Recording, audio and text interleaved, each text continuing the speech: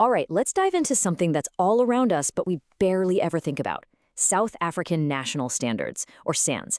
These are kind of like the hidden rule books for, well, almost everything, from your kettle to the materials used to build your house. But here's the thing, there's a big catch, and it's all about copyright. I mean, really think about it. Every single day, you're interacting with products and services that have to follow these rules. But they aren't just ideas floating around in the air, right? They're actual official documents. So, who owns them? And what does that mean for you? Well, that question leads us straight to one place, the South African Bureau of Standards. You've probably heard of them, the SABS. They are the official gatekeepers, the custodians of all these incredibly important national rules. And their job is huge. The SABS Standards Division doesn't just, write up these standards and call it a day. Their whole purpose is to develop them, promote them so people actually use them, and, this is critical, to maintain them. That makes them the central hub for quality and safety across the entire country. And this isn't just some internal company mission statement. Oh no. It is backed up by the full force of the law. Their entire authority stems from national legislation, specifically the Standards Act of 2008. That's the legal bedrock that gives them all their power. And the law itself is crystal clear on this. It literally says that the copyright for all South African national standards, it vests in the SABS. There's no wiggle room there. It's a simple legal fact, and it's the foundation for this whole conversation. So, if they legally own the copyright, what does that actually mean for you in the real world?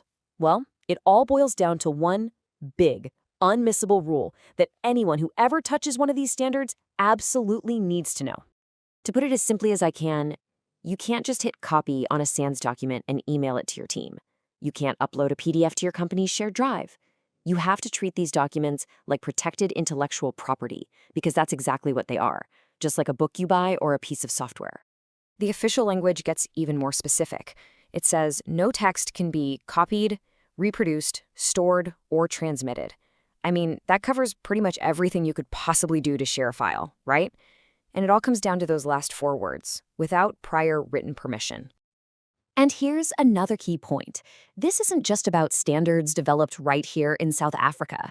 When the SABS adopts an international standard, they're legally required to protect that organization's copyright too. So the exact same rules apply, no matter where the standard originally came from. Okay, so that's a lot of don'ts. I get it, but it's not the whole story. Let's flip this around and talk about what you can do. What are your rights as someone who actually needs to use these standards to get your job done? The best way to think about this is like a software license. You are totally free to use the standard in your work. That's what they mean by in the course of implementing. But if you want to use its content for something else, say putting a chapter in a textbook or using it in a training course, that's when you need to get that written permission first. So what does this free use actually look like in practice? Well, it's all the essential details you need for implementation. We're talking about things like specific symbols, size requirements, or the type and grade designations that are called out in the standard. You can use those freely because, well, without them, you couldn't actually follow the standard. Okay, this brings us to the really practical part. What do you do when you need to buy a standard or you need to ask for that permission we keep talking about? Let's get right into the specifics of who to contact. Here are the contacts you're going to want to save. If you need to buy a standard or, and this is the big one, ask for that written permission to use a part of it, you'll want to contact sales.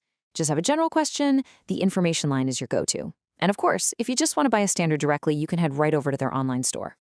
So at the end of the day, if you remember just one thing from all this, make it this. SANS are powerful tools, but they are absolutely not public documents. They're copyrighted material. That means you should use all the details you need for your work, for sure, but always get permission before you share the source document itself. And that really just leaves us with one final thought, a question for you to take away. Now that you know the rules of the road for using South African national standards, take a moment to think about your own practices at work. Are you fully compliant? Thanks for joining me on this explainer.